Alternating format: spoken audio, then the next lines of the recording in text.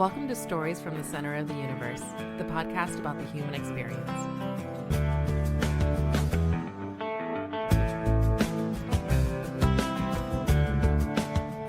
Manny Fernandez, welcome to the Center of the Universe, man. Yes, sir, Paul. Thank you so much for having me here. I guess we have to start with how you and I connected. We're at my place recording. I live in Ashland, Virginia. Our town slogan is Center of the Universe.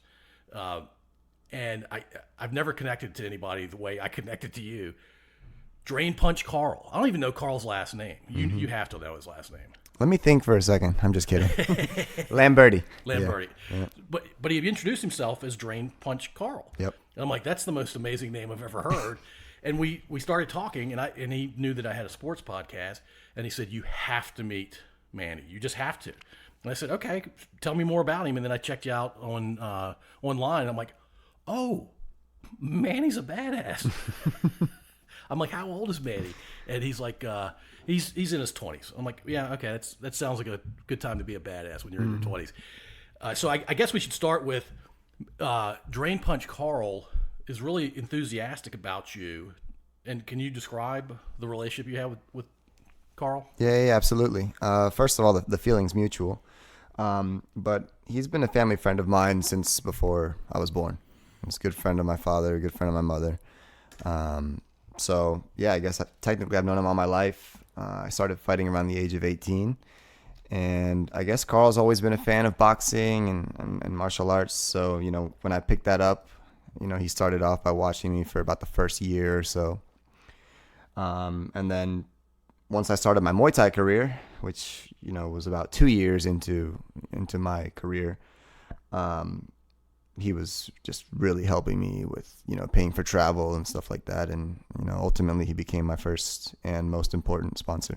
So he's really tight with your family. Yeah. And has been since you have memories. Yeah. Sounds like. Yeah. And even before. Mm-hmm. Yeah, that's really cool. It's a special relationship. I had lunch with you guys and your girlfriend, and I could tell how I was the outsider, which you guys didn't make me feel like that, but I clearly there was a deep connection there between you and Carl. Yeah, it's awesome, man. I mean, we're on the same page about a lot of different things outside of fighting as well, and yeah, it's good. I feel like we're going to be together for a long time. All right, so let's start with what was it like growing up in Topping, Virginia? Because let's just get this out of the way. You're not out of the way. That's a bad way to phrase it. Your dad is Cuban descent. Yes, sir. Your mom is Panamanian descent. Yes. And they had a 30-acre farm in Topping, Virginia, Middlesex County. I mean, there's no way you can't write that. You can't make that up, right? Yeah. Yeah, I mean, when you word it that way, I guess it is quite a rare situation. But it was great, man. Honestly, I'm truly grateful for my childhood. I describe my childhood to people in a lot of ways that the first 18 years of my life, basically the first 8, my mom raised me, and the last 10, my dad raised me. So you could very well see the distinct difference from my first 8 years of life and the 10 years following that. And I think it was just a perfect balance. I call my parents yin and yang a lot, and I had exposure to a lot of nature, a lot of beautiful things like music, and learning a second language, so I'm really grateful for all that. So mom, I think you told me, is more of a nurturer. Yeah. And a lot of moms play that role. Yep. And dad, I'm guessing, was more of a hard ass. 100%. And so it sounds like it was a co-parenting sort of thing. They're like, hey, you nurture him the first few years of his life, but I'm going to make him a man when he turns 8 or he's about to be 9. Yeah. It sounds like that was the logic. It really does seem that that's just the natural way it happened. I don't know if it was ever a conversation or anything like that. I feel like it was purely instinctual from both parties. So do you have memories of mom being a nurturer? Yeah. I mean, that's basically what she spent a lot of energy on, was making sure that I was well-mannered, making sure that I expressed gratitude when I needed to express gratitude and respect and all that. And, obviously my father taught me that in different ways, but I was pretty much, as far as like morals go, I was pretty much good by the time I was 8 or 9. I didn't really have to worry about learning that anymore. Yeah. So your mom was a really good mom. Yeah. Still is. Yeah, 100%, Still is. 100%. Yeah. It didn't mean to make that past tense. No, you're fine. Your dad, I think I have a sense based on the conversation your girlfriend Carl and I had that he was kind of a tough guy. Yeah. So tell me more about your tough guy dad. Yeah, of course. He moved to the country when he was 16 from Cuba. Rode on a plane over here, not a boat. It makes me laugh saying that, but he came here to escape communism, and I've always respected him a lot for that, because to leave your family at the age of 16 to decide that you're going to leave your country by himself, completely by himself. In those years, they didn't let you take anything at all, so he literally just had the clothes that he was wearing. And you didn't have any money? Nothing. I mean, you're literally not allowed to bring anything. He was in a refugee camp for roughly 7 to 8 months, I want to say, and was admitted into a foster home and spent the last 2 or 3 years of high school, with people and friends and stuff, learning the English language. And he was just such a hard worker.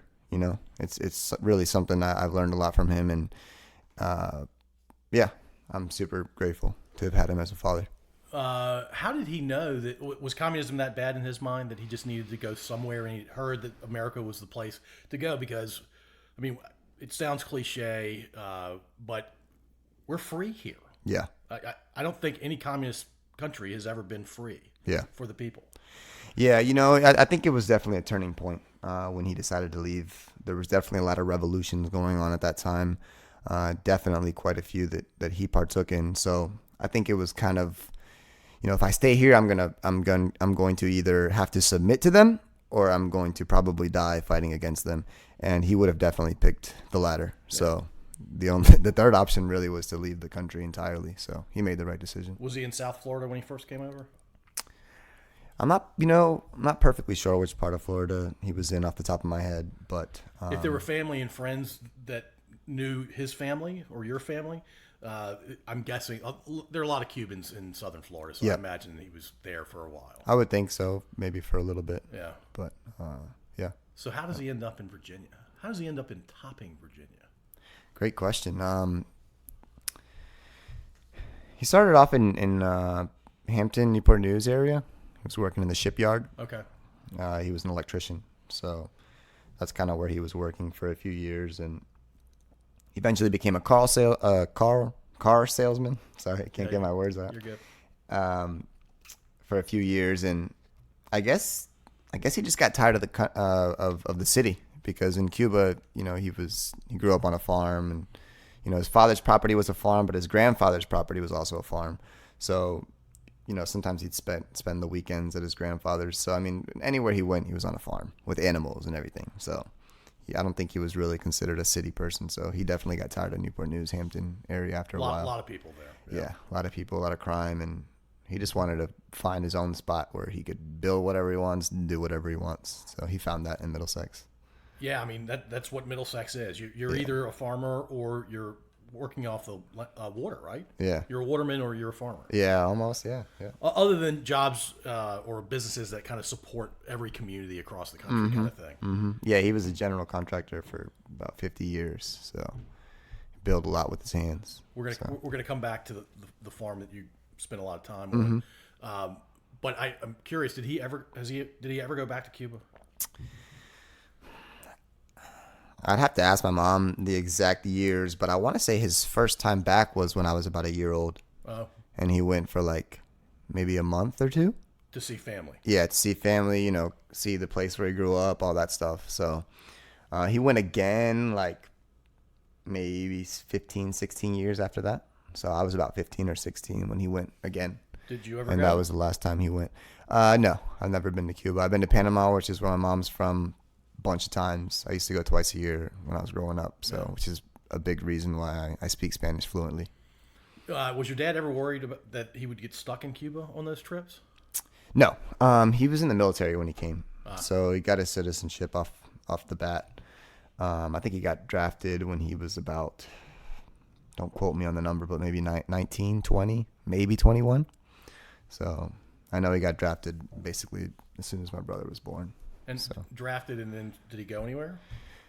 He didn't go anywhere. He was an electrician. Okay. So, and he was in the Army. So, yeah, he didn't really go anywhere outside of Virginia. Most of the electricians in the Army are stateside, not going to Vietnam or places like that. Yeah. So I think he was kind of blessed in that sense. But he was a good rifleman. I know he was, I don't know the platoon. I don't know any of those terms to describe how big of a group of people that he was competing against it was. But he was the best out of like 2,000 people with a rifle. So did he grow up shooting? Yes. Oh, okay. Yeah. He grew up. I mean, slingshots. Crossbows, bow and arrows, guns, all that. Didn't matter what it was. He wanted to shoot it. Yeah. But specifically rifles, he was very good with. Did he hunt? Never hunted. Huh. Yeah, never hunted. He taught me how to shoot firearms when I was growing up, and all the safety and all that goes with it. But yeah, never hunted. Huh. It's always kind of blew my mind a little bit. Yeah, most people that really like firing weapons are also hunters. Mm-hmm. Yeah. That's interesting. Mm-hmm. How long has he been going? 3 years. Yeah, 3 years as of July. How old would he be if he was still around? How old would he be? Yeah. 78. Okay. Yeah. So you're 24. I'm 55. My parents are 79, both of them. Yep. Man. I told you there's a big gap between me and my siblings. I mean, when you said big gap, I didn't understand how big the gap was, I don't think. I was waiting till later to drop it on you. I was thinking like 8 or 9 years, but it sounds like it's maybe a little bit more than that. Yep. Yeah, my brother was born in 1970. My sister was born in 1980, and I was born in 2000. Oh. So that kind of gives you an idea. So they're in a different generation, really. Yeah.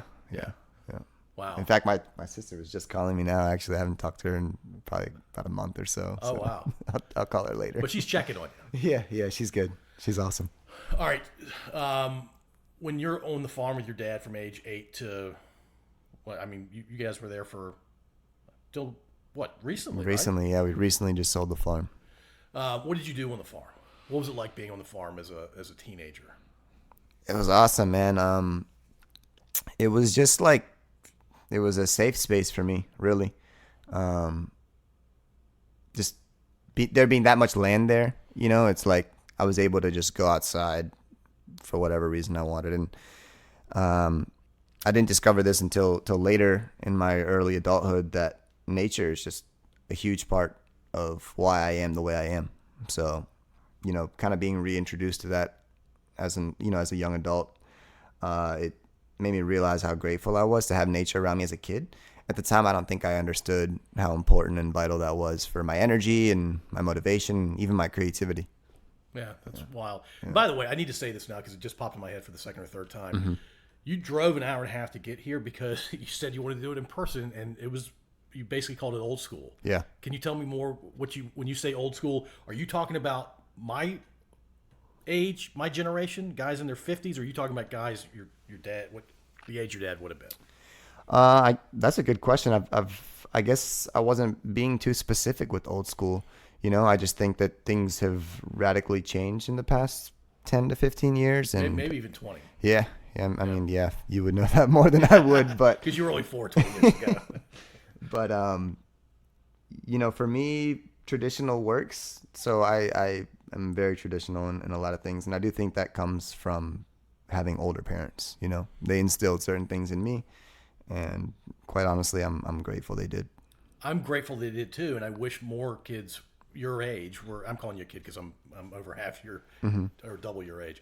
I wish more kids were like that. I struggle with my own children with screen time, and your relationship has to be deeper than texting back and forth. Mm-hmm. Like I don't think the kids around your age and younger, they have a tough time forming relationships. Yeah. Or tougher than it was when I was coming up. So I'm glad your parents raised you the way they did, and you're having a much better experience in life because of that. No, I appreciate that. I couldn't agree more. It's opened up a lot of opportunities for me, and just being able to communicate properly to me, it's huge. Yeah, nice. Well, thank you for driving all the way out here. I really do appreciate that. Mm-hmm. All right, so I can't get past the idea of a kid growing up in the 2000s deciding. I mean, you were born in what year? 2000. 2000. You were born in 2000, and you actually were. That's technically part of the last millennium. Okay. You're part of the last crew that was born in the last millennium, barely. But fighting. And let me back up. When you started fighting, how old were you, and what were you doing? What kind of fighting was it? So my first fight was when I was 18 years old. I was going to community college at the time, basically because my parents made me. I knew I didn't want to go to college for sure. So I didn't see the point in, investing a bunch of money to go in a direction that I knew for sure I didn't want to do. Yep. That was kind of like a middle ground, and that was kind of like me obeying the rules while I was still living there a little bit, entertaining it, if you will. But while I was there, I signed up myself for an MMA fight, a mixed martial arts fight. What had prepared you to even have the confidence to do that? So I wrestled in high school. I had 4 years of wrestling. And I kind of taught myself how to strike on a heavy bag. But there was really only one strike that you could say I mastered. If I still haven't mastered anything in my eyes, but there was only one strike that I really used in that first fight, and it's mostly because it's almost the only strike I threw for probably 7 years. It's a side kick. Okay. So that's kind of all I did in that fight was throw that kick. And, if he tried to take me down, of course, I had my wrestling to sprawl and negate his ability to take me down. But that was really it. I took a gamble. Thankfully, it went my way. But I was just very uncomfortable with where I was. And I knew that something had to change, drastically for me. So like I said, I signed up for that fight while I was going to community college. I went to ODU, the Ted Constant Center. I fought under Spartica Fight League in October of 2018. And thankfully, I won my first fight. And after that, I had a couple friends invite me to, live with them in Norfolk and train full time. So just from there, it's just been nothing but fighting since. The build up to that first fight, were you insanely nervous or maybe not so much? Yes and no. I'm nervous every time I fight. Even now that I have 30 fights, I'm still nervous every time I fight. But I knew for a few years that that's what I wanted to do. So, when it comes to how you feel about yourself, your self-esteem, when it comes to something so drastic as what you're going to do for the rest of your life, some of those other things kind of go to the side, like fear and anxiety and all that. Right. It's I'm like, all right, I know I want to do this, so I have to. Yeah. When you got punched really hard in the face, whether it was on your nose or your cheekbone or maybe a direct shot to your eyebrow, tell me what that's like. Because I've never been punched hard in the face. Yeah, I mean, it sucks. It sucks every time, right? Yeah. There's kind of no way to go around that. Obviously some punches are more significant than others. But thankfully I've spent most of my career not really taking too many blows. So it's good. Yeah. I'm grateful. Yeah. Cause 30 fights, you would have expected to have more blows than it sounds like you've taken. Yeah. And 30 fights is 30 fights, but it's also how you fight in those 30 fights. I've always been a counter puncher, a counter fighter, somebody that draws them into traps. And typically that style, just that technical style, doesn't rely so much on bravado and roughness. It relies heavily on strategy and timing and range and some of these other factors that basically keep you as healthy as you can be in a dangerous game like this. I've seen video of you where clearly the counterpunching thing is a big part of what you do. But when you sense weakness or you sense that you have an advantage, I've seen you be very, very aggressive too. And I guess that's the kind of the nature of fighting, whether it's MMA or Muay Thai or other forms of combat sports. Yeah, for sure. That's kind of something I've been adopting more so in the past year and a half. I struggled with that. There came a point where I was 10-0 in Muay Thai and undefeated, and some people expose that I didn't pull triggers when I needed to, and thankfully you lose, and if you do things properly and you talk to your coach and you try to understand why you lost, you fill those holes up, if you will. So since then I've been able to tap into an aggressive style when need be and the technical defensive style when need be. You're the third fighter I've talked to. I've talked to a couple of other MMA guys. One had a nice long career in MMA, Frank Shamrock. You may Wow, awesome, yeah, huge name. Yeah, huge, and yeah, he was the first middleweight champion when they formed that weight class. And another guy was pro for maybe 4 or 5 fights. I didn't ask them the question I'm about to ask you. When I watch MMA, and I know you're not doing MMA now, but a guy gets knocked down hard, like he's probably knocked out, and in MMA, most fighters keep punching, but some don't. Do you keep punching? Or you can't? In Muay Thai, you're always on your feet, right? Yeah, it's a stand-up art, similar to boxing, which is why it's in a ring. Right. So if someone gets knocked down for whatever reason, they give you an 8 count. Right. But I mean, yeah, that just completely depends. Completely depends, like how bad you're hurt. You know what? All those decisions kind of are completely based on the situation. But yeah. So if you want to make sure, because you're also hurting, maybe you have a tweaked knee or something, you want to end it now, and you're not going to take any chances. Versus you're feeling great, and it looks like the guy's not going to get to his feet anytime soon. Maybe you don't throw the final whatever it is. Oh, okay. I think I understand your question a little more.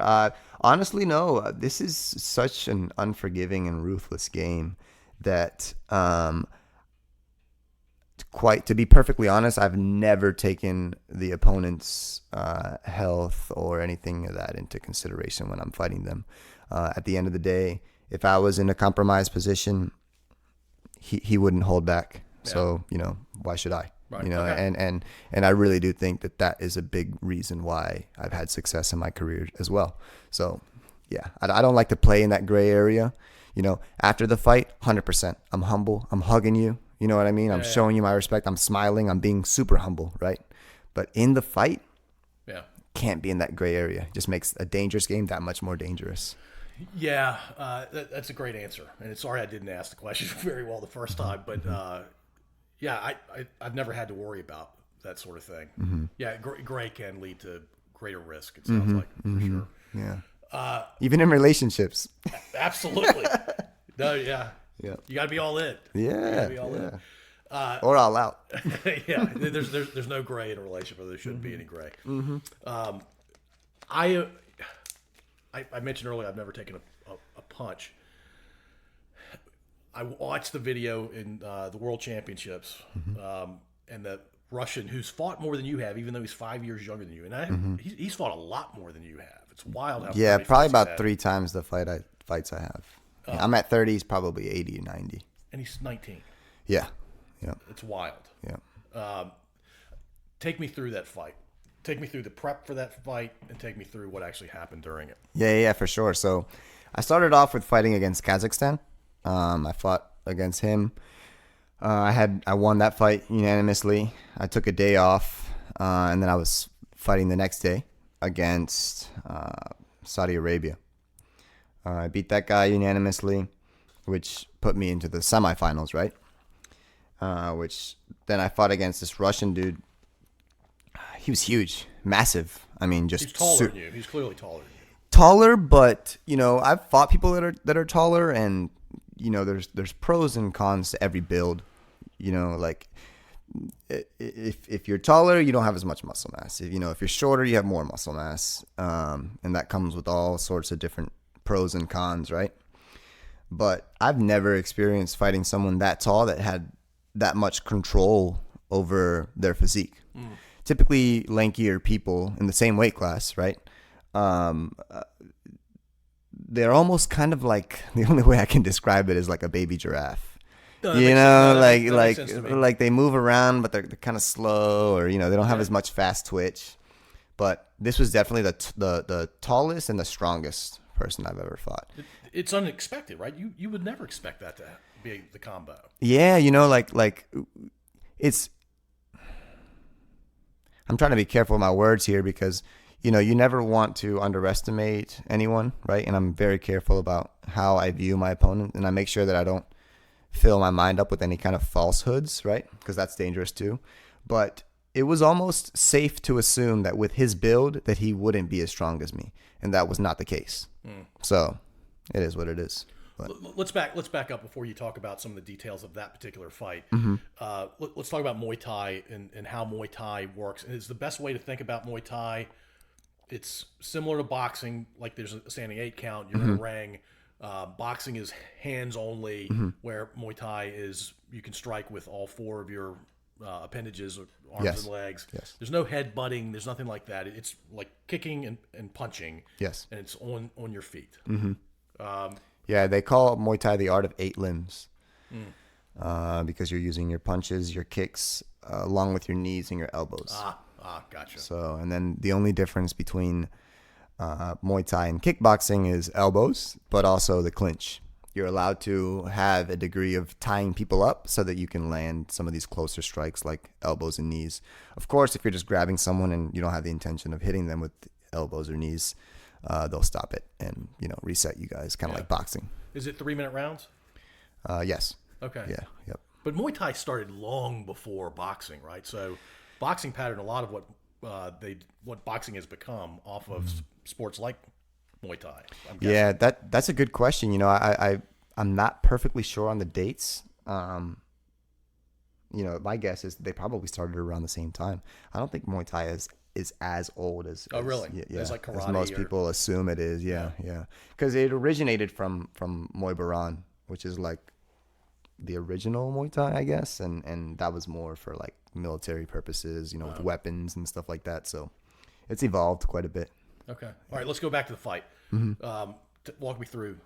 What round did it end in? So his biggest strength was his clinch.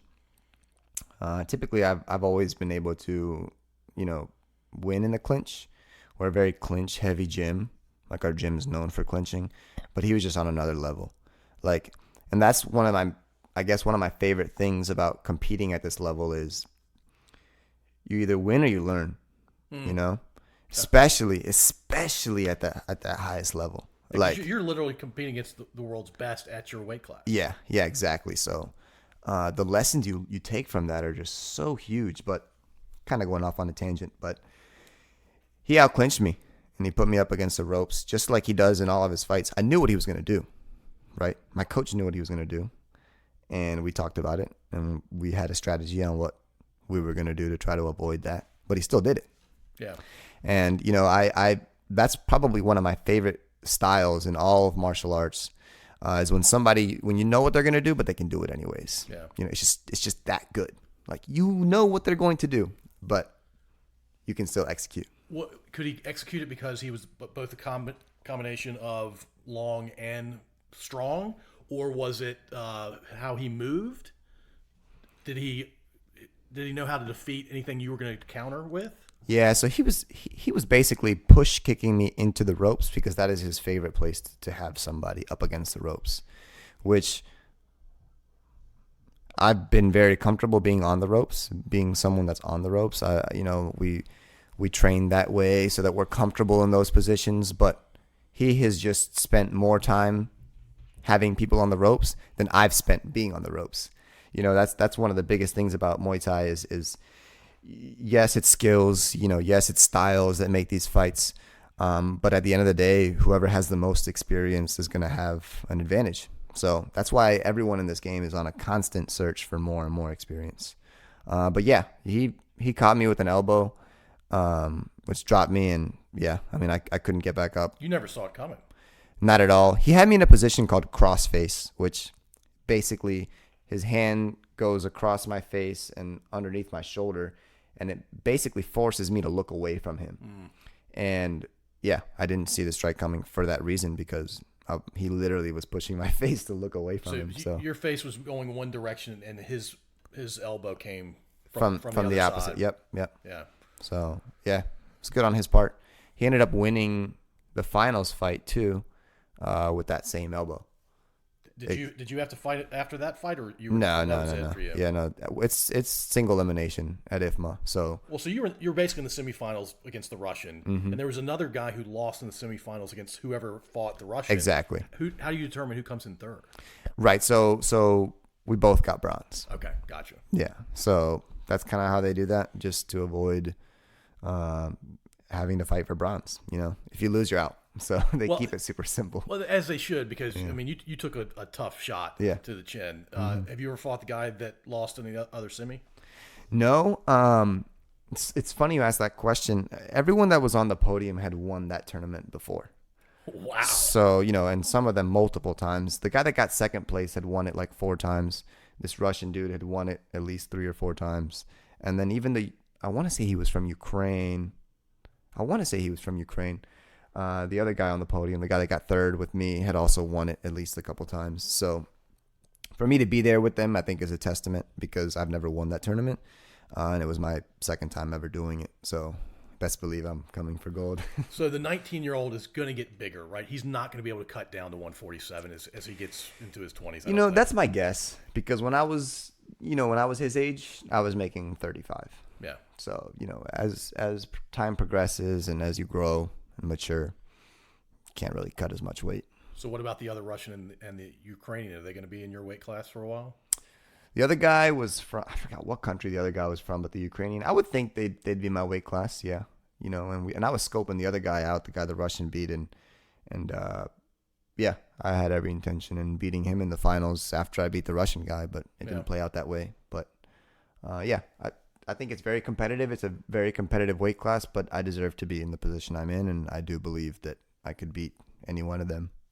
All right, so why did you transition from MMA to Muay Thai?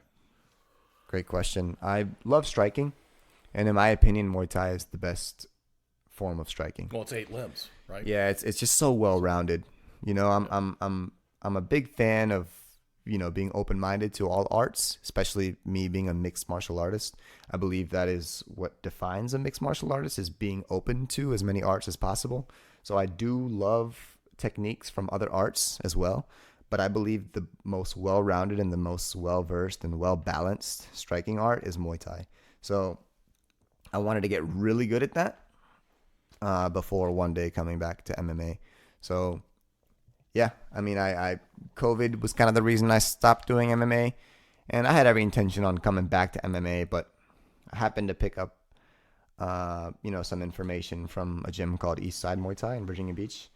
My coach's name is Jose Aguirre, and I was just learning so much from this guy that I was like, let's do Muay Thai for a little bit, and it's been over 3 years now.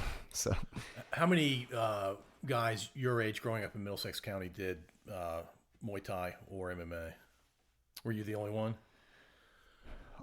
I mean, yeah, honestly. One of my childhood best friends trained with us for a little while.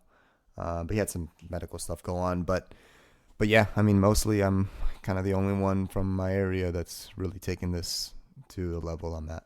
Yeah. I still can't get over the fact that people get punched in the face for a living. And obviously you're trying to avoid that. But, yeah.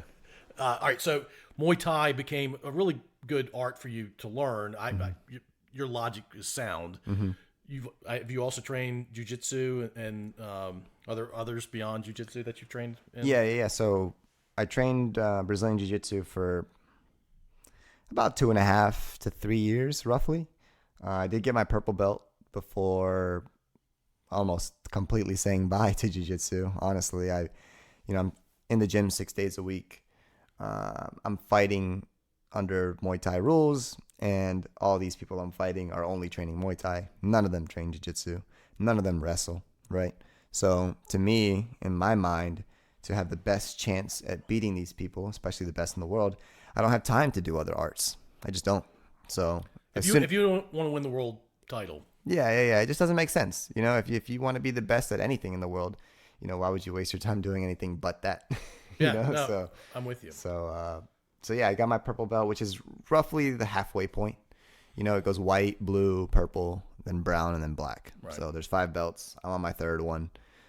So I do have every intention of getting my black belt one day and returning to Jiu-Jitsu, but it's going to be when I'm done doing Muay Thai and I'm back to doing MMA, whenever that is. Are you going to keep doing Muay Thai until you win the world title? For sure, and probably way after that too. IFMA is kind of like the yearly Olympics for Muay Thai. It's the highest level of Muay Thai you can do in the world for amateurs and pros. It's a pro-am tournament. So you can be an amateur or a pro when you do it. Obviously, nobody's getting paid because it is to basically the standards of an amateur fight. But there are promotions that I want to fight for as a professional, before I do go back to MMA. So is there a pro only world championship as well? Yeah. Okay. So along that line, as far as publicity and recognition, there's a few stadiums in Thailand that, titles in Thailand that I could win that would mean a lot. But right now, in today's growing age of entertainment and kind of the way that Muay Thai is evolving, there's an organization called One Championship. They just recently started doing fights in the U.S., but they're mostly based out of Asia, like Thailand, China, and that's where my eyes are kind of set on that, and that's strictly pro rules. So obviously, winning that belt would really, really solidify you as the best in the world. For me, I can say I'm the third best in the world at like an amateur level.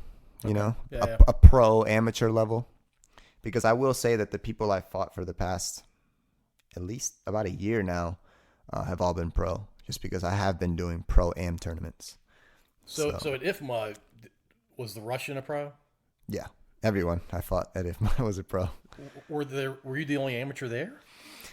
I don't think I was the only amateur there. There was definitely amateurs on our team as well. But it's kind of a gray area in other countries. Other countries, it's all fights are pro. For example, in Thailand, all fights are pro. None of them can be amateur except IFMA. So, yeah, I mean, like I said, mostly all the tournaments I've been doing recently are all pro-am. But and by the way, IFMA this time around was in Greece, which is pretty cool. You get to go to Greece. Yeah. Did you get to spend any time checking Greece out? Yeah, I always give myself about 3 to 4 days after the tournament to kind of, just enjoy wherever I am. So that's been enough for me, because by that point I miss my mom, my girlfriend anyways. Yeah. So that's enough time for me to explore a little bit and see some historical places and all that. But yeah. Get a feel for the place, but you don't have to immerse yourself. Yeah, exactly. Yeah. Where'd you go the first time you did IFMA? IFMA last year was in Bangkok, Thailand. Okay.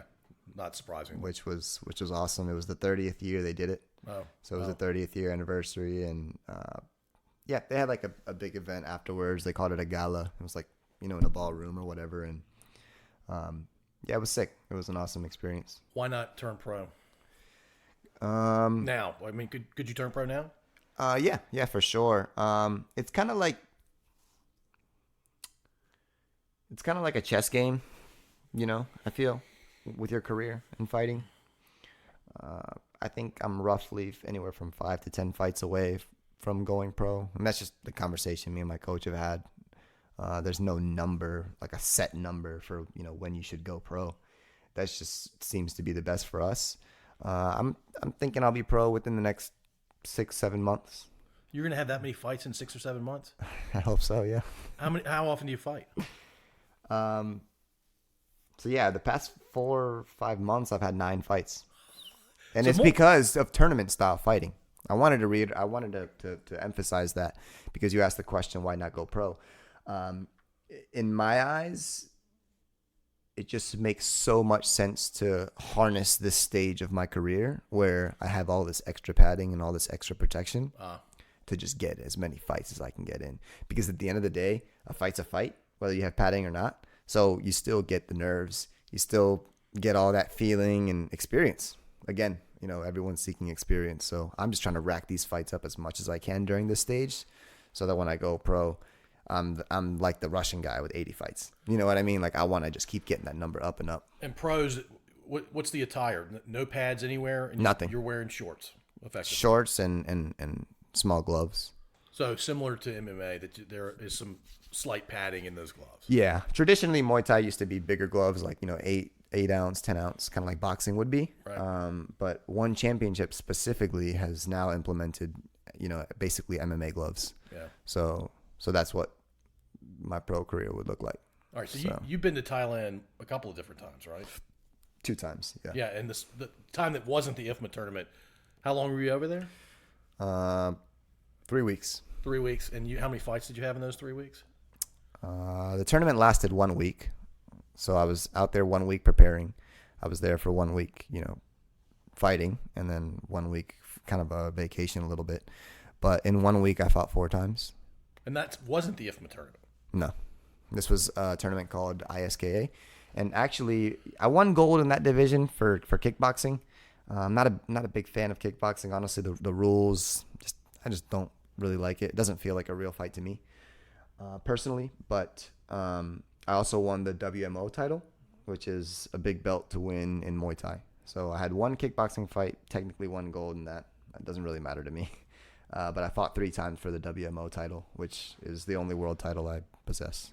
That's awesome, man. Yeah. It was a lot of fun. I fought a guy from Brazil, a guy from Singapore, and a guy from South Africa. So Muay Thai is all over the world. Yeah. Yep. When did it come to America? Do you have any idea? Has it been a big thing for a while and I just didn't know about it? Yeah, I mean, I think it's been here since. Dang, that's a good question, man. See, I don't really know the history of the sport like that, truthfully. Yeah. Just because I have been in so many different arts. Right. But, I mean, it was pretty big in the 90s, early 2000s. Okay. So, yeah. I would think way before then. All right, right on. So how long are you going to keep doing this? That's a good question. I think it's going to be completely on what the end of my career looks like and what I've accomplished, So, we'll see. If I had to guess, I'd say probably till the age of 35. So I think I have another 11, 12 years in me. If you told your girlfriend and your mom that you were quitting today, yeah, would they be really, really happy? Or would it be mixed feelings because they know how much you love doing it? My mom would be happy no matter what. I Okay. try to reiterate to her how important this is to me. And she sees how important it is to me. And she sees how much I sacrifice to be the best that I can possibly be in this sport. But my mom's not a selfish person by any means, but I think selfishly she just doesn't want to see her son get beat up in any way or even have a chance to get beat up, Yeah. I'm her only son. Yeah. So from her perspective, it's like, I really wish you weren't doing this, but everyone has their life. Everyone has their own life, so I gotta do with my existence what I feel in my heart is what I was here for. Yeah, right on. So. Do you worry about concussions? The impact over a long period of time? That's always a concern. It's never not going to be a concern, right? But it's part of it. It's part of the sport. I've come to peace with it. I've come to accept that there is a possibility of, taking trauma to your head. But again, that's why I fight the way I fight, to lower the chance of that as small as I can. Kind of like a Mayweather. Yeah. Floyd fought for like 30 years. He was undefeated over 50-some professional and like 100 amateur or something crazy. Yeah. I may have the amateur number wrong, but he fought a lot. Yeah, he lost in amateur, but not much. I think his record was 80-something and maybe 7 losses, something like that. Yeah. So, I mean, he had, 70 to 90 amateur fights. Wow. And then 50 professional fights. So that just kind of gives you an idea of how good he was defensively and counterpunching. Yeah, for sure. And yeah, I mean, he just took care of himself as a fighter. Yeah. So that's kind of some of the people that I look up to and look at their career and think, okay, this is the way to do it. You know? Well, if you want to have longevity and you want to be healthy after your career. Exactly. For Exactly. sure. Yep. Have you watched a lot of Floyd Mayweather fights? Yes, but I've watched more of Pernell Whitaker, and I think they're kind of similar in a way. They are. But Pernell is a southpaw, and I'm a southpaw, so I tend to watch him more. But does that throw people off that you're a southpaw at all? I have a mathematical brain, so the way I think of it is, and again, to go back to what we were talking about earlier, experience, right? How many repetitions have you gotten in? How long have you been doing this? How many fights have you been in? All those numbers matter a lot into your chance of success, right? So when I look at southpaws, lefties versus righties, right-handed people always go against other right-handed people, right? So when it's righty versus righty, no one really has an advantage, right? Because your opponent's fought a bunch of guys in your stance. You've fought a bunch of guys in that stance, right? But there's something special about being lefty because you've always fought right-handed people. But right-handed people very seldomly fight left-handed people. So just standing in that stance alone, It's weird. is an advantage. Yeah, because your toes are almost touching as you're going into the fight. Yeah. So all the rules change when you fight someone in a different stance. Do you ever change stances? Not really. I'm technically right-handed, right-hand dominant, but I fight southpaw. Is your left-handed punching stronger? No. So No. you're roughly the same from either side. Yeah, I've become pretty ambidextrous throughout my career.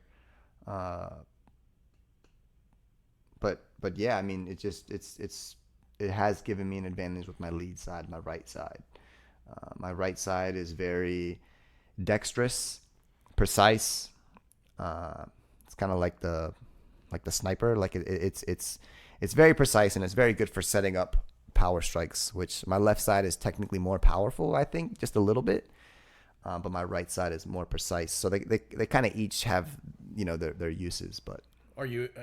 It's the term is not ambidextrous. I don't think is it. Well, maybe it is. Yeah, it is ambidextrous with your knees and your feet. Are you equally ambidextrous? yeah, I've had to be, just because the left-handed fighter's style has to be left side heavy, just with the way your stance is lined up. If you're going to be a southpaw, you better have good left-sided attacks, and my coaches have always really honed on that. And you've developed that because it wasn't natural, right? You had to develop into that. Yeah, it was very weird for me, especially because all the years I spent training on my own, with the heavy bag, just me and the heavy bag, I only really ever kick with my right leg. So it was definitely a shock to me to be like, dang, I really got to use my left side. But once I got good using my left side, now I'm dangerous from either side. So it's good.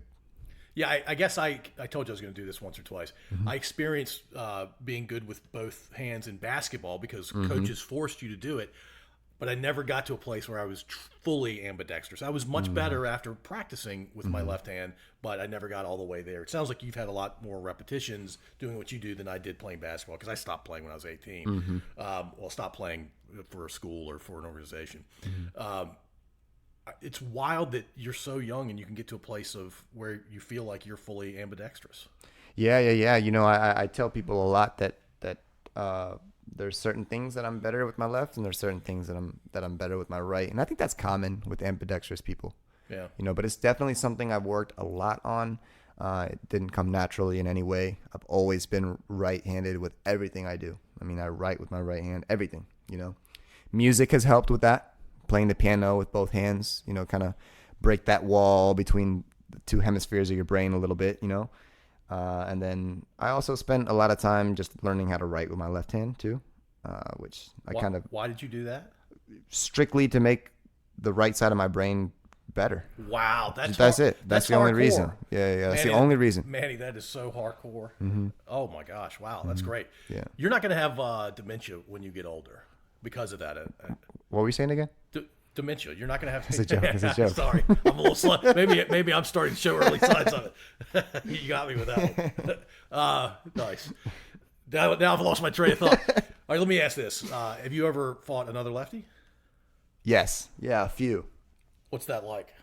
It's weird for both of us. So It's not typical. Yeah, it's weird for both of us, and that's probably the most comforting thing to know.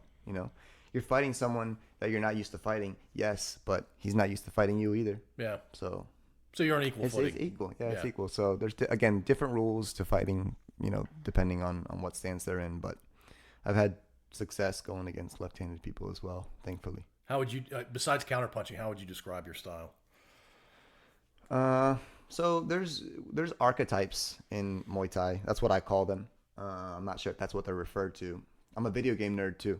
So when I look at things, I look at it sometimes through like a role-playing game way. But there's different classes, if you will, in Muay Thai. Now I feel like I'm really talking to my son right now. Yeah. So I'm Muay Femur. That's the style that I am. It's predominantly based on kicks, but also on being very technical. Like I said before, I'm not very brawly. I'm not very blow for blow. I'm more of inching backwards when I need to set certain strikes up. But yeah, Muay Femur, to be specific, is my style, the technical style. And how do you spell Muay Femur? Just like you would spell the bone. The bone. So okay. FEMUR. Okay.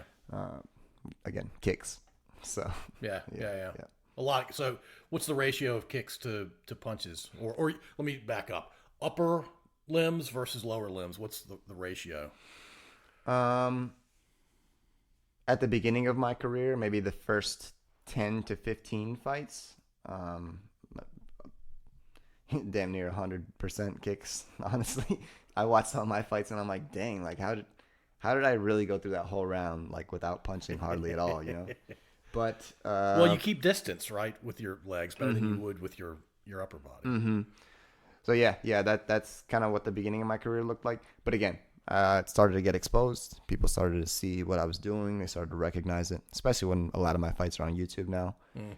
So they were able to kind of dissect that a little bit and expose it a little bit. So now I've been more hand heavy, but I think now I'm sitting close to 50-50, maybe 60-40, still leaning towards kicks. My kicks are honestly my strongest weapon, but my hands have been shining lately too. So well, your legs are stronger than your arms typically, and so you in theory would do more damage with a good kick than you would a punch or an elbow. I don't know. The thing about hands is they're more precise.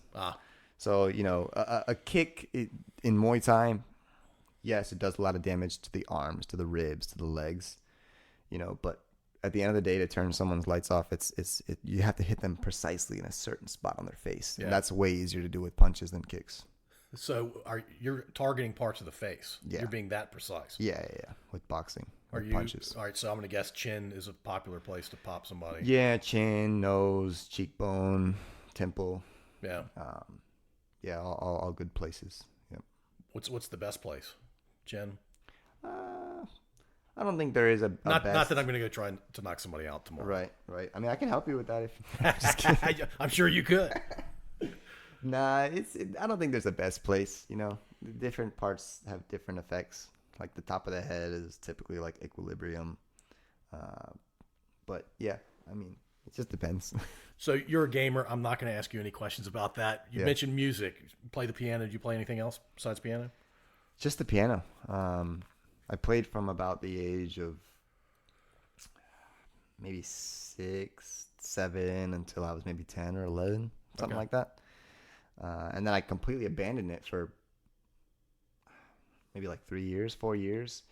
And I always had a piano growing up in my home, so I could kind of always dabble on it when I chose to, but I didn't really start to take it seriously again until COVID hit. When COVID hit, I was kind of going crazy in the home a little bit, especially without my martial arts. All the gyms shut down and whatnot. So for about 6 or 7 months, I had this void to fill. So me and one of my best friends, his name is Marshall, we got together and basically got Ableton, which is the software used to make music. And we got a keyboard and he updated his computer and we just started making beats and music on the computer. And that was awesome, man. It really taught me a lot. It helped me a lot in a lot of emotional ways, but it also just kind of helped me connect things on a whole different way. Yeah. Like I was able to express myself in a completely new language. All right, this is going to sound weird. I was selling some wall art on Facebook Marketplace and ended up selling it to a guy from Topping. I cannot remember Nick's last name, but he mentioned, and I mentioned you when he said he was from Middlesex County, and then he said, no, he didn't say Topping, but he did say Middlesex County. And I mentioned your name because y'all were roughly the same age, and he brought up your name and Marshall's name.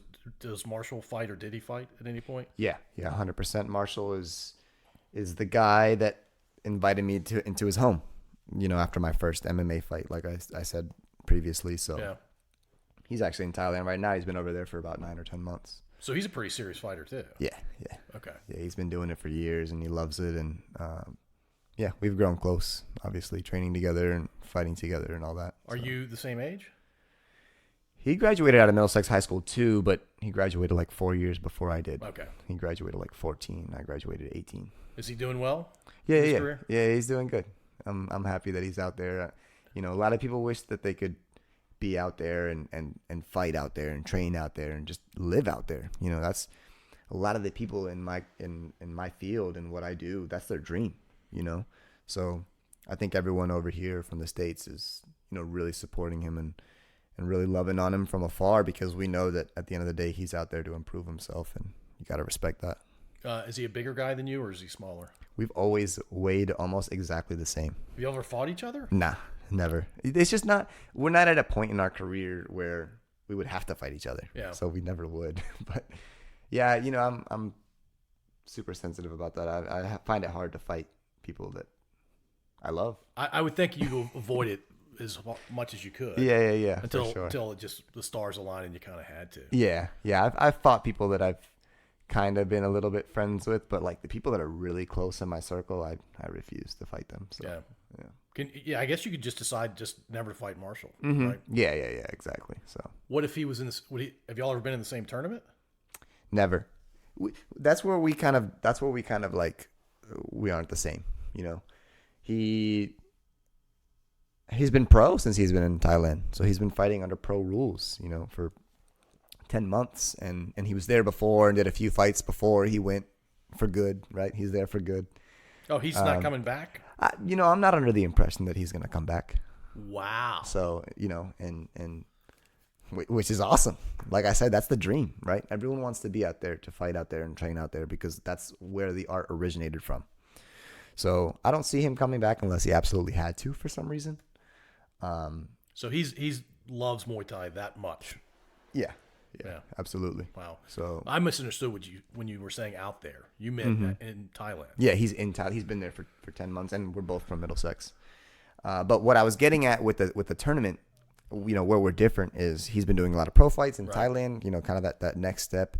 I've been doing a lot of tournaments, just tournament after tournament after tournament, which is how I've racked up so many fights. But so yeah, we've never been in the same tournament because, you know, he hardly does tournaments. But when you turn pro, there's a decent chance you guys are in a few of the same tournaments. Again, yes and no. Neither one of us are at a level where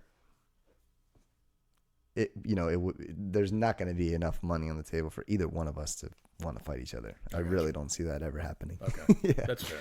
Yeah, because you're not doing Muay Thai to get rich.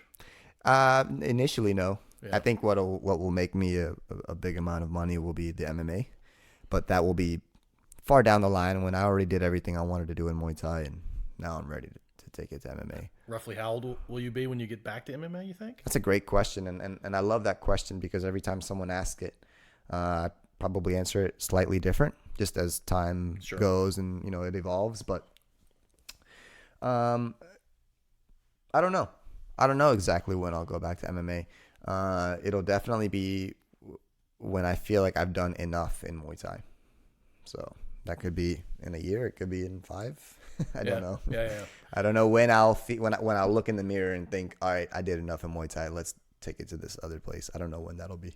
Who's the best Muay Thai fighter, primary Muay Thai guy that's in MMA now? Is there a big name out there? I love that question too, because honestly, there aren't that many MMA guys that transition to MMA. Yeah, it's just unheard of.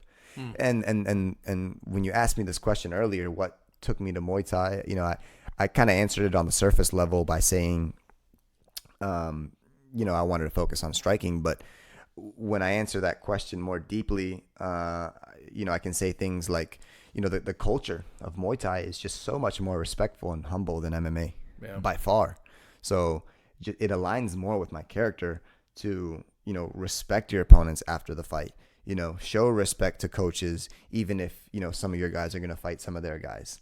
Like, I'll show up to a tournament and some other coach is going to be coaching against me when he was coaching for me on Team USA last year. It's like, it's all love, man. It's like, we're all here to get experience. We're all here to get better.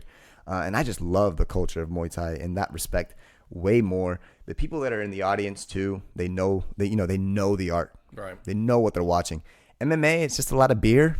You know, a lot of cussing, a lot of disrespect, and a little bit more like boxing. So I'm trying to just kind of enjoy this culture while I can be in it for now. And when the day comes that I have to go back to that, you know, nasty audience, I will. So, would you ever move to Thailand permanently? That's a great question. I don't know. I don't know if I would go permanently. I think I would definitely go like X amount of months a year. And then, after I've experienced, 3 to 6 months straight there, I could probably answer that question a little better. Right now, I don't know. Yeah, I've had guys tell me when they've traveled, if they go for 2 or 3 weeks, the experience is very different than if they went for a couple of years. Exactly. And I have not that's exactly why my next goal is to go for at least 6 to 7 weeks, because my comfort zone I've found from traveling a lot these past 2 or 3 years is that, after 3 weeks, I want to be home. Yeah. So,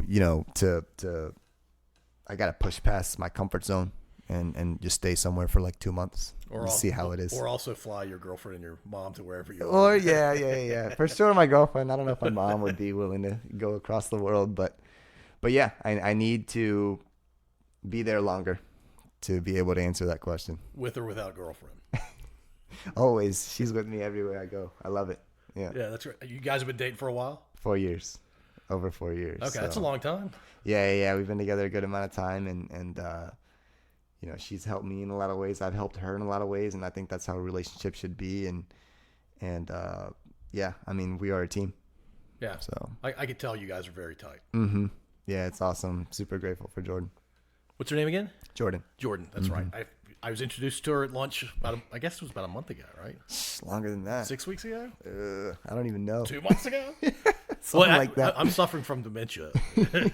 Or you are. I can't remember which way the joke worked. Yeah, it was you. Oh my God.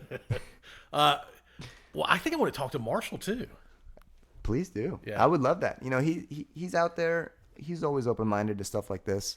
And if you've spoken to me, that's enough for him, I think, to want to be like, all right, yeah, let me talk to this guy. Yeah. And besides training twice a day and eating and sleeping, I mean, for the most part, he'll have time to talk to you, I think. And I think he would really enjoy talking to you. Okay, very cool. Mm-hmm. I can't believe that both of you are from Middlesex County and have been to Thailand multiple times. Yeah. You said been around the world. You've obviously been to Greece now. You've been to Thailand a couple different times. Mm-hmm. Other places you've been? I went to Australia and Hawaii when I was in high school. Okay. For a track and field trip. I went out there and competed. Wait a minute. Are you that fast that you competed in Australia? It wasn't. So it was kind of invitational. It wasn't like I had to qualify for it. It was just like. But you were just still a invited. random. You were still invited. Yeah, I was invited, and it was, I want to say at the end of my sophomore year, they sent us this for like the following year, right? So I raised the funds to be able to go, and I had some good family friends and people donate for that. But I went out there and competed, and I like to speak about that story because that was really the turning point for me, because at that age I was considering maybe possibly going to university to pursue track. And when I got out there and I saw how much these people really cared about track, I had never seen that. Yeah. In Middlesex, I hate to say it, but there's not too many serious athletes. And even the athletes that consider themselves serious, they only feel like they're serious because they haven't been next to an actual serious athlete. They haven't left Middlesex. Yeah. So for me, that was a huge eye-opener. I was like, dang, I am not passionate about track like these people are. Yeah. I mean, it was just night and day. Like walking the hotel room, looking in the mirror, checking their running form. I'm like, I was shadow boxing. You know what I mean? I'm like, I don't care about it this much. I just do it to stay in shape, and it taught me a lot. Track and field taught me a lot, but at the end of the day, I feel like it was there in my life for just making me a better athlete and a smarter athlete. But that's it. Were you a sprinter? Yeah, I ran 300-meter hurdles. I won states my junior year. 1A school, so small as the school gets, but it was big for me. Still state champ. It was a big deal for me. Yeah. You're still fast. Yeah. It taught me a lot about my hips. It taught me a lot, especially hurdling form, and it taught me a lot about how to take care of your body. Wrestling taught me a lot of push through adversity, push through injuries sometimes, and while I do take that and I do appreciate it, track taught me the opposite. And again, balance, yin and yang, like I was speaking about my parents earlier. It's like each one is there for a reason. It's a balance. Yeah. Now I know when the right time to push through adversity is, when the right time to push through an injury is. But I also know when it's time to just ease off, because in track, you baby your body. I mean, recovery, everything. You're trying to be tip-top perfect if you can on race day. So to me, it was a balance to learn from each. So how long have you been fighting at your current weight class? At 147? Yeah. About over 3 years. Okay.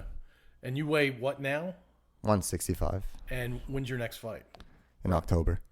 So in the next 2 months, you're going to lose 18 pounds? I mean, is that the math? Yeah, 18 pounds. About that. Yeah. It's a process, Tell me more about that. I in high school, I played basketball. I saw the wrestlers doing all these crazy things, and I didn't understand. They had to be passionate about what they were doing, or they wouldn't do that. So tell me about cutting that much weight that quickly. So firstly, it's mostly water. So, you're not losing fat, right? Yeah. I'm not any fatter now than I would be when I'm about to weigh in, right? I mostly lose water. Basically, you try to eat as clean as you can, right? So that any fat that you might be holding, you lose. In my case, that would only make up for about maybe 2 or 3 pounds. I start off at 165. I probably lean out to about 162 when I'm like really watching what I'm eating, like every single day, 3 times a day, right? So I get to 162. We'll call that I'm about 10 days out, right? 162. When 5 days out comes around, I'm probably still about 160, 162, still about 12 to 15 pounds out. I start to do what's called a water load. So 5 days out, you drink 2 gallons of water in one day. 4 days out, you drink 1.5 gallons. 3 days out, 1 gallon. 2 days out, half gallon. And then a day out, 1 liter, if that. So what it does is it confuses your body into thinking all this water's coming in. You're still flushing water out. It's probably one of the best methods for sure to lose the water weight in the healthiest way and make it the least painful. Another thing we factor in the last few days is our carbohydrate intake, because carbohydrates retain water, and also your sodium intake. Sodium intake is more, you're only really tampering with that the last 24 to 48 hours. You're a little more sensitive to electrolytes. You need them definitely more than you need carbohydrates for sure. But with all that into consideration and controlling those numbers, everything's a numbers game. You lose the water, you make weight, and then you start to replenish some of those nutrients and electrolytes that you lost from having to lose that water to make that weight. And the weigh-in is how far away from fight time? On a fight night where you only fight once, you have at least about 24 hours from weigh-in to fight night.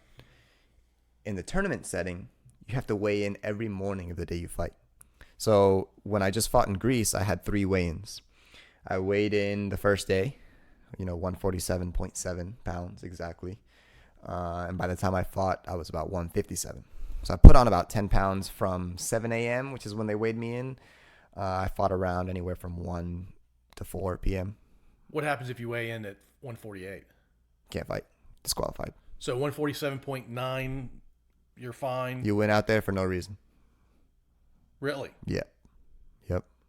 That's how strict they are with weight. There's So no give. 148 is no-go, but as long as you're under 148, Yeah. you're okay. 147.7. 67 kilograms. Oh, it's got to be 67 kilograms. I got you. Yeah, but I use pounds, obviously, so Yeah, sure. 147.7 is what I have to it's weigh. Okay, Yeah. I got you. Yeah. And I think every time I only weighed like 0.1 under, 0.2 under. I mean, I've got it down to a science, really. That's wild. I never really missed weight. I missed weight once when I was making 35, and that's because I was 18 years old. I may have just turned 19, and my body was growing. And I was training really hard, and 135, I just couldn't make it anymore, so I missed weight by like 2 pounds, maybe 3 pounds that time. Yeah. That's the only time I've ever missed weight. All right, so for all the fat middle-aged guys out there like me, when you say eating clean, tell me more about that. So I'm very simple, again, traditional. I don't do anything crazy. Lately I've been supplementing a little bit, but even with supplements, I'm not that strict about. I'm more strict on hitting my protein numbers because I know how important that is for your muscles. What's your best source of protein? Eggs, by far. Okay. Eggs and red meat are my 2 favorites. eggs I found are the easiest on my digestive system. And they're also just full of so many good fats and stuff for your brain too. So, that's definitely my favorite, like my go-to. But well, say more about eggs. Are you scrambling? Are you frying? How do you prepare your eggs typically? Anyway, Doesn't matter. Yeah, like I'll, if I just want to make it super easy for me, because I do construction too. If I'm working during the day and I'll just boil some eggs in the morning. I'll have some eggs all day that are just boiled in the Tupperware for me. But my favorite way is probably frying them over some kind of rice. My mom makes rice all the time. Me and my girlfriend make rice all the time. So there's almost always rice around. Is rice good or bad for you? As an athlete, I feel it's one of the best things that you can supply your body with. I think what gets dangerous is when your intake of carbohydrates aren't being used. So, I eat rice. Okay, well, in a few hours, I'm training my ass off. So you're burning it all off. Yeah. But yeah, when you start eating too much rice and you're not using it, that's when it gets dangerous. Yeah. Stuff like diabetes and stuff like that come up. Right. And that's from my experience. I'm not a healthy professional by any means. All right. So as an athlete, what's the best form of rice? White, brown? I'm guessing fried rice. Maybe not so great for you. So white is the fastest burning, right? Has less fiber. So you eat it, you use it, it's gone. Yeah. Right. Brown rice takes a little bit longer to go through your system. So I think, in my opinion, brown rice is healthier for the average person. But for athletes, I think white rice is better. Okay. Yeah. Yeah, because I was going to ask you for the non-athlete. What's the better rice? Yeah, I definitely prefer brown rice over white because white rice is bleached. That's why it's white. So, I mean, it's not natural. It's not good. Yeah, it's not good to have that chemical anywhere near anything you eat. but because you're burning it off as an athlete, it's not as big of a deal. I think it's not as big of a deal, but yeah. So I play with each, Where do you stand on chicken? I like chicken. Yeah. I eat a lot of it, honestly, just because it's convenient and it's easy. That's the main reason. If it were for me, I would have a steak every day, but that's just financially irresponsible.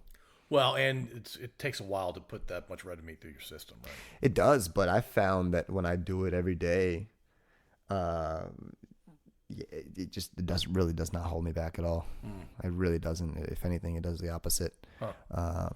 Makes me more fired up. Makes me more wanting to train. Yeah. So everyone's different. What about seafood? I like seafood. No, I mean, as an athlete, how do you think about seafood? I think it's a good thing.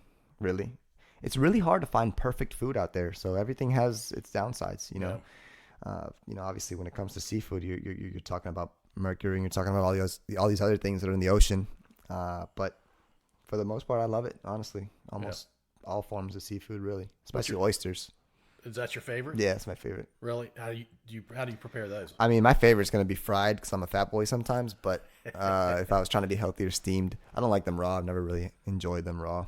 What about roasted? I probably would like that more than steamed. Probably. Yeah. I don't know if I've tried that. It's really good. Yeah. Roasted. Yeah. I've had way too many oysters roasted. Man, they're so good though. That's your favorite? So yeah. Most people can't stand the idea of something that, I mean, this is not the right term, but I'm going to say it anyway because that's how it gets described to me. It seems so slimy to people that don't really like oysters. I'm like, you really haven't tried it. Like, you're afraid of it because it doesn't look great, but it's amazing. Yeah. I think it's really good for you too. So it's one of my favorites.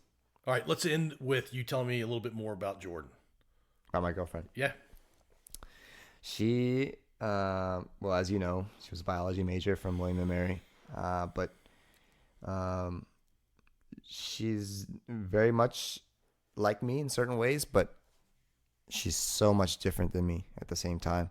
And that's probably one of the biggest things I appreciate about her is, she's kind of able to have a different perspective on me, on what's going on in my life, which makes her a great reference, right? It's always a different set of eyes on whatever is going on in my life at the time. And I can also be that for her. So I think we make a great team. I think that she completely supports all of my goals and my dreams. And I completely support all of hers. And yeah, I think we're just on the same page about just about everything, that yeah, it's gonna work. Watch, you'll be watching this podcast years later. You'll be like, he knew. I'm calling it now. But, well, you've been dating 4 years. There's a reason for that. Hey, so I said the last thing, but how can people support you? I know you got Drain Punch Carl out there, and you've got probably a couple more sponsors that are pretty consistent for you. But how can the random person who listens to this say, hey, I like what this guy talked about, I want to support him? How can they do that? Yes, I mean, for starters, for sure, following my Instagram, which is at MMA.nny. A little bit of play on words there with MMA and Manny, but yep. Following my Instagram is huge. Just growing my following is huge. But I'm also a general contractor, so I do a lot of work, residential work for people, and I think either one of those two, whether you're following my journey for fighting and motivation and seeing someone make something out of nothing, awesome. But if you need stuff done on your house, then I got you too. Do you do whole home, or is it more like redoing a kitchen or that kind of thing? I mostly do exterior work, but I have all sorts of different connections where anything that needs to be done on a house. So you can GC it effectively. Yeah. That's really cool. I hope people your age or around your age are as intentional as you are. My fear is they're not. You are a very intentional person, and it suits you very well, and I think more people should be like that. It's a lesson for me, frankly. Thank you. No, I appreciate that. I attribute a lot to my parents, Yeah. The humble response is for me to give the credit to someone else. But yeah, that's hugely why I am the way I am. It's because of my parents. Well, I really appreciate you driving all this way, Manny. We'll get together again because I want to check in on you down the road to see how your career is progressing. Absolutely, Paul. I really appreciate you having me, and I would love to be back for sure. Thanks, Manny. Yes, sir.